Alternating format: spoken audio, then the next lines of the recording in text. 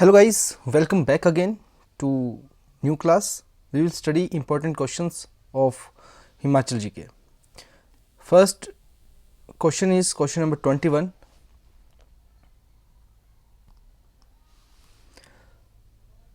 वर्ष 2024 का साहित्य अकादमी पुरस्कार किस हिंदी कवित्री को दिया गया है? तो ये पिछली वीडियो का क्वेश्चन है जिसका सही आंसर है कात्यायनी। तो आप इसको याद रख सकते हैं, कात्यायनी। तो कात्यायनी माता का नाम भी इसमें जो है वो जुड़ सकता है, कात्यायनी माता। तो स्पष्टीकरण थोड़ा सा इस क्वेश्चन का दे दे तो 2024 के लिए हिंदी भाषा का जो प्रतिष्ठित साहित्य अकादमी पुरस्कार है, ये कवित्री कात्यायनी को उनकी कविता संग्रह के लिए घोषित किया गया है। साहित्य अकादमी पुरस्कार भारत में एक प्रमुख साहित्यिक सम्मान है जो राष्ट्रीय स्तर पर मान्यता प्राप्त 22 भाषाओं जो हमारी संविधान की अनुसूची में जो 22 भाषाएं दी गई हैं। तो ये क्वेश्चन भी आ सकता है कि संविधान कौन सी अनुसूची में ये भाषाएं हैं। तो ये संविधान की 8वीं सूची में जो है ये भाषाएं जो है वो वहाँ से ली जाती हैं और इसकी स्थापना 1954 में की गई थी। इसके साथ ही नेक्स्ट क्वेश्चन जो है वो हमारा आप लोगों के सामने स्क्रीन पर ये रहा।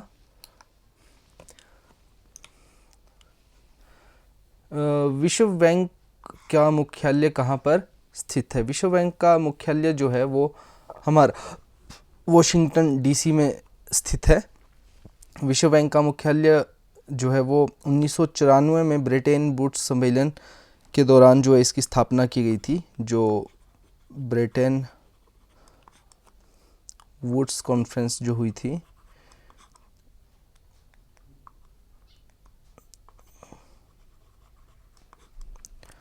कॉन्फ्रेंस के दौरान जो है वो ये स्थापना की गई थी जो 1944 में किया गया था। इसके अलावा विश्व बैंक का मुख्य कार्य जो है वो विकासशील देशों को गरीबी कम करने और आर्थिक विकास के लिए लोन वगैरह और जो ग्रांट्स होती है, जो अनुदान होता है, उसको देती है। इसके साथ ही IMF जो उसका मुख्यालय भी वॉशिंगटन डीसी ही है। जो IMF है, इंटरनेशनल मॉनेटरी फंड, जिसको हम हिंदी में बोलते हैं अंतर्राष्ट्रीय मुद्रा कोष, उसका जो मुख्यालय है वो भी वॉशिंगटन डीसी में। बात करते हैं भारत की पहली महिला विदेश मंत्री जो हैं वो कौन है? तो भारत की पहली महिला विदेश मंत्री, देखिए, एक तो ये नाम आता है, ये नाम आता है, ये नाम आता है, ये सभी जो है वो चर्चित महत्वपूर्ण जो पर्सनैलिटीज़ हैं उनके नाम है। तो इनमें से जो राइट आंसर है हमारा वो है इंदिरा गांधी जी, जो भारत की पहली महिला विदेश मंत्री बनी थी। उन्होंने प्रधानमंत्री का पद रहते रहते 1967 से 1969 तक जो है वो अपना विदेश मंत्रालय का अतिरिक्त कार्यभार संभाला था। अगर यदि प्रश्न जो है वो पूर्णकालिक फुल टाइम पहली विदेश मंत्री के लिए पूछा जाए तो उसमें सुषमा स्वराज जी होगा, और जिन्होंने 2014 से 2019 तक जो है वो कार्यभार संभाला था। अगर वो पूरा टेन्योर पूछे, ठीक है ना, तो इसमें ऐसा कुछ नहीं पूछा, इसमें पूछा पहली महिला विदेश मंत्री, तो इसका राइट आंसर है इंदिरा गांधी। और अगर पूछा जाए तो पूर्ण कार्यकाल, अपना पूरा कार्यकाल किया, तो वो है सुषमा स्वराज।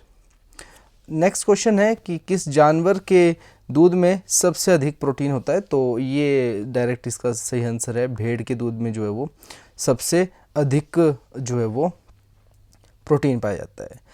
अन्य जो विकल्प दिए गए हैं, गाय, भैंस, ऊंट, भेड़, इनमें से जो भेड़ है इसके दूध में प्रोटीन यानी और वसा सबसे भारी मात्रा में पाया जाता है। इसके दूध में लगभग 5.4% प्रोटीन जो है वो होता है। इसके अतिरिक्त अगर हम बात करें तो भेड़ के दूध का उपयोग मुख्य रूप से प्रीमियम पनीर जैसे फैटा चीज़ बनाने के लिए किया जाता है और इसमें ठोस तत्वों की अधिक मात्रा होती है।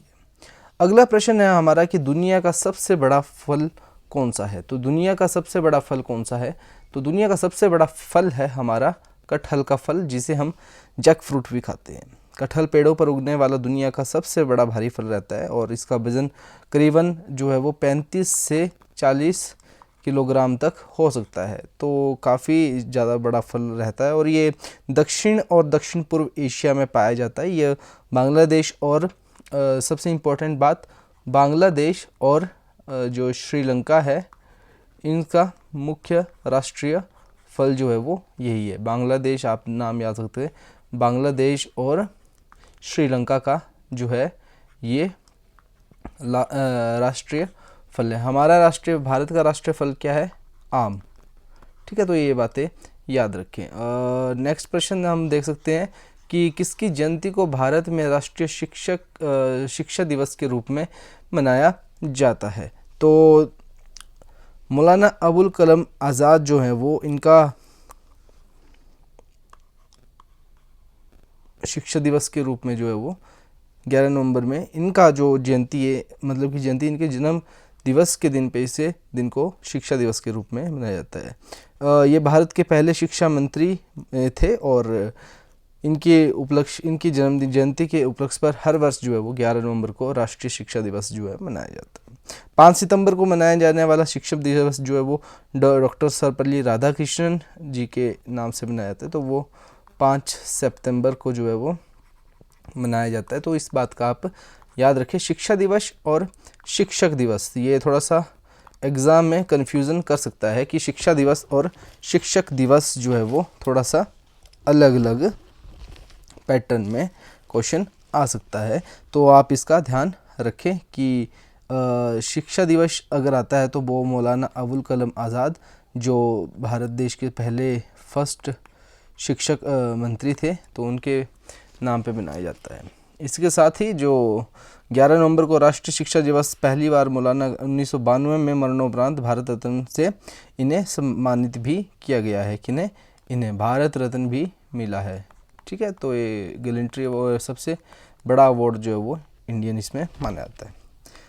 तो अगला प्रश्न हम देखते हैं, 73वीं मिस यूनिवर्स का खिताब विजेता विक्टोरिया केजर थेल्विग किस देश से संबंधित है? तो जो अभी हाल ही में जो 2024 की अगर हम बात करें तो नवंबर 2024 में आयोजित, तो ये 2024 का जो आंकड़ा है उसके हिसाब से हम इसमें देख रहे हैं कि 73वीं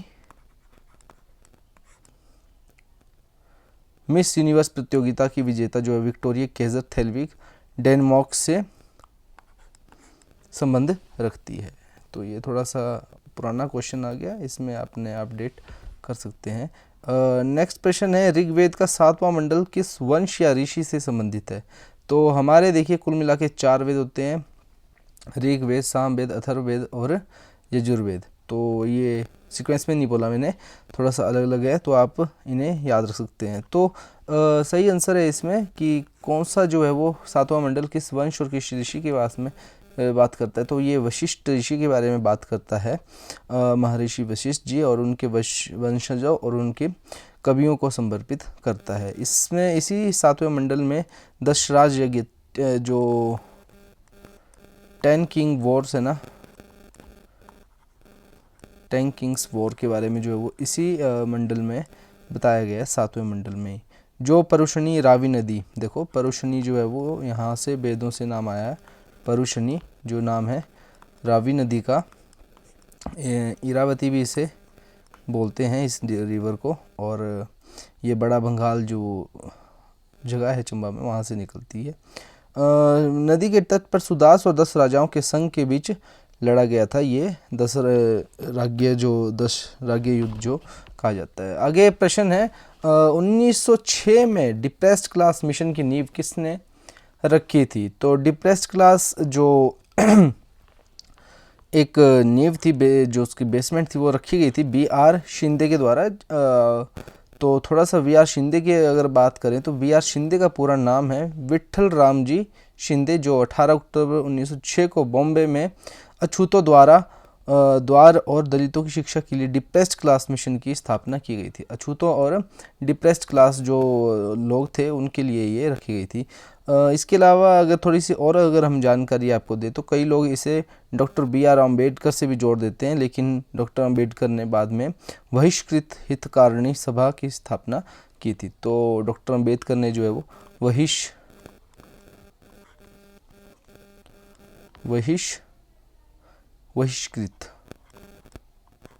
हितकारिणी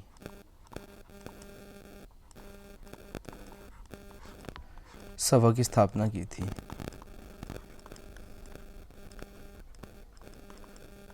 उन्नीस 1924 में। चलिए नेक्स्ट प्रश्न हम देखते हैं। नेक्स्ट प्रश्न हमारे पास है। नेक्स्ट प्रश्न क्या बोलता है?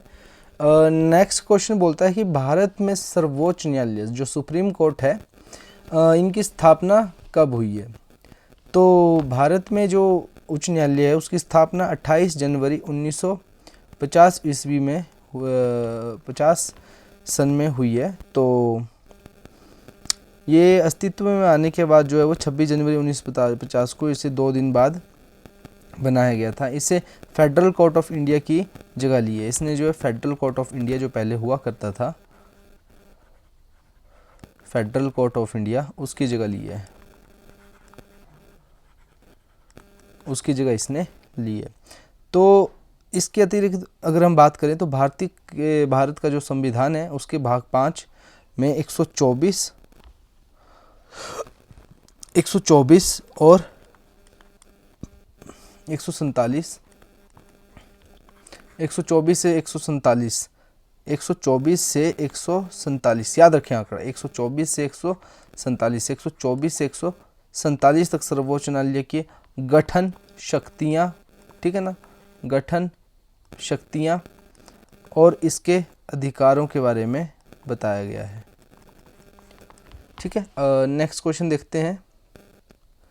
भारत में राष्ट्रीय जैव विविधता अधिनियम बायोडाइवर्सिटी एक्ट कब लागू हुआ था? तो ये 2002 में लागू हुआ था और इस अधिनियम के अंतर्गत जो है वो चेन्नई में राष्ट्रीय जैव विविधता प्राधिकरण की स्थापना भी की गई थी। इसी के साथ है ना, इस अधिनियम के साथ साथ चेन्नई में भी स्थापना की गई थी।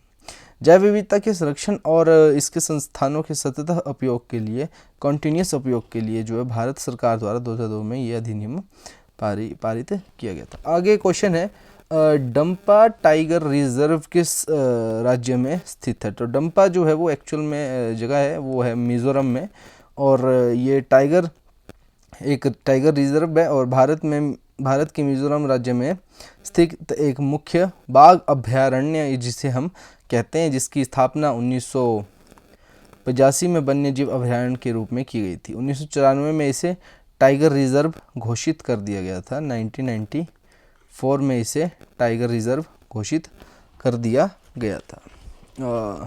इसके साथ ही और अगर जानकारी हमारे पास जो उपलब्ध है अभी, भारत बांग्लादेश सीमा के करीब ये स्थित है और इसे समृद्ध जैव विविधता और घने जंगलों के लिए जाना जाता है। नेक्स्ट क्वेश्चन है कि भारत में PPP public private partnership model का अध्ययन और मूल्यांकन करने के लिए किस समिति का गठन किया गया था? तो ये केलकर समिति, इसको नाम याद रखें, बहुत ही इंपॉर्टेंट है। केलकर समिति के द्वारा भारत सरकार ने बुनियादी ढांचा विकास में PPP मॉडल की समीक्षा करने और उसमें सुधार के सुझाव देने के लिए डॉक्टर विजय केलकर की अध्यक्षता में केलकर समिति का गठन किया गया था। समिति ने अपनी रिपोर्ट को 2015 में सौंपा और इसके अतिरिक्त जानकारी, इस समिति में PPP समझौते में जोखिमों के बेहतर बंटवारे और विवादों निवारण और तंत्र को मजबूत बनाने के लिए सिफारिश की गई थी। चलिए आइए नेक्स्ट प्रश्न पे बढ़ते हैं थोड़ा सा।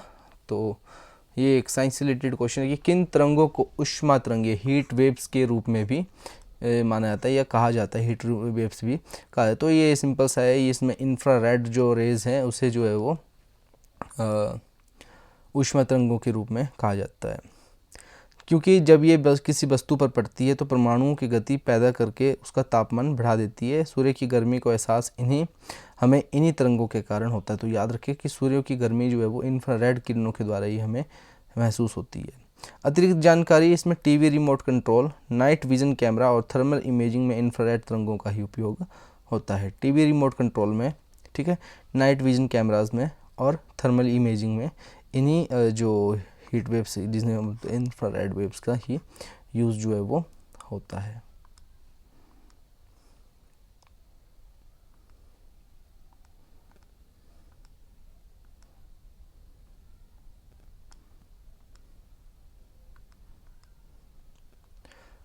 पहली सोशल मीडिया साइट कौन सी थी? पहली सोशल मीडिया साइट जो है वो कौन सी थी? तो इसका आंसर है 6 डिग्रीज। क्या था? 6 डिग्रीज जो है वो पहली सोशल मीडिया साइट थी। सिंधूरा निम्नलिखित में से किस फसल की एक किस्म है? सिंधूरा जो है वो एक आम की किस्म है और ये लोकप्रिय और स्वादिष्ट आमों के लिए प्रसिद्ध है सिंधूरा किस्म, और आजकल आम का सीज़न आ चुका है। इसे इसके छिलके पर मौजूद लाल गुलाबी रंगत के कारण सिंधूरा या सिंदूरी कहा जाता है। इसे हंगी मैंगो के नाम से भी जाना जाता है क्योंकि यह स्वाद में काफ़ी मीठा और हल्का खट्टा मीठा होता है। चलिए अगले प्रश्न की ओर बढ़ते। पत्र, ईमेल, टीवी, टेलीफोन आदि संचार प्रक्रिया के किस तत्व के उदाहरण है? तो ये एक माध्यम है, चैनल है, सारे के सारे क्या एक माध्यम है। इसके अतिरिक्त अगर हम बात करें तो सेंडर एनकोडिंग संदेश माध्यम और डिकोडिंग रिसीवर प्राप्त करता है। ये चीज़ें जो है वो सारी की सारी एक, देखिए ये होता कैसे है। सबसे पहले आता है सेंडर। कौन आता है? सेंडर सबसे पहले आएगा, ये नंबर 1 पे है। उसके बाद आता है मैसेज, उसके बाद आता है मैसेज जो इसमें दिया नहीं गया है। उसके बाद आता है एनकोडिंग, उसकी क्या होगी? एनकोडिंग होगी। उसके बाद माध्यम जो है वो माध्यम में जाएगा और उसके बाद जो है डिकोडिंग होगी। उसके बाद फिर प्राप्तकर्ता के बाद जो है वो फीडबैक। तो फीडबैक सबसे लास्ट रहता है, सेंडर और फीडबैक। तो इसमें जो है पूछा गया है कि पत्र, ईमेल, टेलीफोन आदि संचार प्रक्रिया के किस तत्व के उदाहरण है? तो ये माध्यम है एक। नेक्स्ट प्रश्न देखते हैं। कंप्यूटर की प्रसिद्ध सी लैंग्वेज को किसने विकसित किया है? तो जो सी लैंग्वेज है तो डैनिक रिची जी के द्वारा जो है वो सन 1972 में जो है वो इसका जो है वो विकास किया गया है। और ये बहुत ही बढ़िया। इस क्वेश्चन के बारे में इतनी जानकारी। गेहूं निम्नलिखित में से किस फसल का? सेहूं और गेहूं, याद रखें, सेहूं और गेहूं, ठीक है ना, ये दोनों सेहूं निम्नलिखित में से किस फसल का मुख्य रोग है? तो ये गेहूं का जो है वो मुख्य रोग है, क्या? सेहूं। बाकी अगर अन्य बात करें तो इस रोग में गेहूं की बोलियों से पीले रंग का, गेहूं की बालियों से पीले रंग का चिपचिपा पदार्थ निकलने लगता है और दाने नहीं बनते हैं। गेहूं की फसल में लगने वाला एक खतरनाक रोग है। इस बैक्टीरिया को नेमाटोड के मिले जुले संक्रमण से होता है। भारत के राज्यसभा के पहले सभापति कौन थे? तो ये थे डॉक्टर सर्वपल्ली राधाकृष्णन जी, जो 5 सितंबर को जो हम शिक्षक दिवस के रूप में जो है सेलिब्रेट करते हैं, वो इन्हीं का बर्थडे है। तो इन्हीं की याद में जो है वो ये शिक्षक दिवस मनाया जाता है। अगला प्रश्न है, एन आई फॉर एन आई पुस्तक किसने लिखी है? तो एन आई फॉर आई जो है जेफरी ऑर्चर के द्वारा जो है वो लिखी गई है। ऑप्शन नंबर बी इसका राइट आंसर है। नेक्स्ट क्वेश्चन देखते हैं। भारतीय अंतरिक्ष अनुसंधान संगठन ISRO, Indian space research organisation के अंतर्गत लिक्विड प्रोपल्शन, ठीक है ना, कुछ भी है, सिस्टम सेंटर LPSC का अध्यक्ष किन्हें नियुक्त किया गया है? तो ये श्री M शंकरन जो है वो हाल ही में अभी इन्हें नियुक्त किया गया है।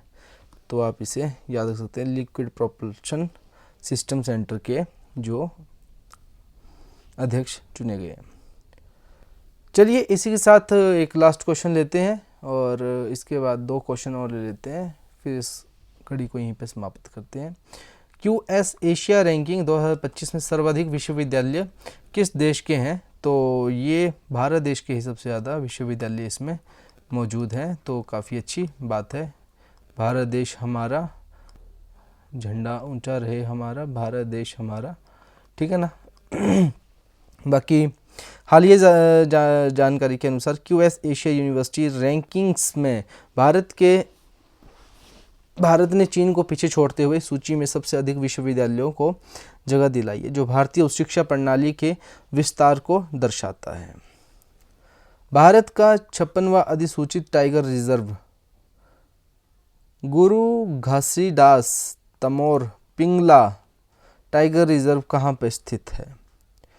तो ये स्थित है हमारा छत्तीसगढ़ में, और गुरु घासीदास राष्ट्रीय उद्यान और तमोर पिंगला वन्य जीव अभयारण्य के संयुक्त क्षेत्रों को मिलाकर छत्तीसगढ़ में भारत का नया टाइगर रिजर्व अधिसूचित किया गया। यह छत्तीसगढ़ का चौथा टाइगर रिजर्व है, और टाइगर रिजर्व घोषित होने के बाद इस क्षेत्र में बाघों के संरक्षण और उनकी कॉरिडोर को मजबूत बनाने में ये जो टाइगर रिजर्व है वो मदद करेगा। तो आज के लिए बस इतना ही। आप देख लें यूट्यूब वाले गुरुजी, चैनल पे नए हैं और अगर आपको वीडियो अच्छी लगी हो, इन्फॉर्मेटिव लगी हो, तो अपने साथ में जो आपके फ्रेंड्स हैं उनको आप शेयर कर सकते हैं, और साथ ही हमारे चैनल को सब्सक्राइब कर सकते हैं। तब तक के लिए देखते रहिए और अच्छे से पढ़ाई करते रहिए। दीजिए इजाज़त। जय श्री राम। हर हर महादेव।